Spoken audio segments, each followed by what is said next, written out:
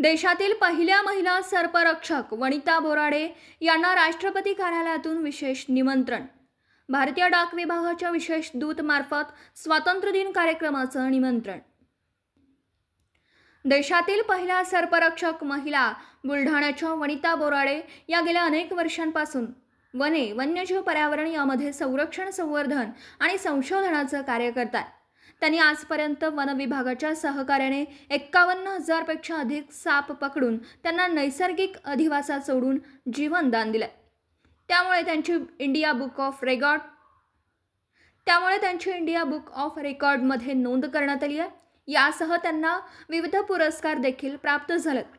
यात सर्व कार्याचा गौरव म्हणून त्यांना महामहिम राष्ट्रपती द्रौपदी मुर्मू यांच्या कार्यालयामार्फत राष्ट्रपती भवन येथे 15 ऑगस्ट रोजी पार पडत असलेल्या स्वातंत्र्य दिनाच्या कार्यक्रमासाठी विशेष निमंत्रित करण्यात आले। या कार्यक्रमाचं निमंत्रण घेऊन नागपूरवरून भारतीय डाक विभागाचे विशेष दूत यांनी त्यांच्या गावात येऊन सर्परक्षक वनिता बोराडे यांना निमंत्रण दिले। हे बुलढाणा जिल्ह्यासाठी गौरवाची बाब असल्याच्या भावना व्यक्त केल्या जात आहेत।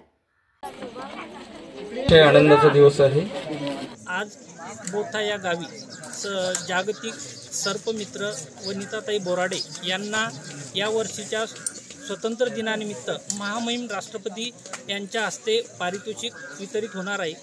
त्यांना विशेष निमंत्रण देण्यासाठी आम्ही त्यांच्या गावी येऊन त्यांना निमंत्रण वितरित केलेलं आहे।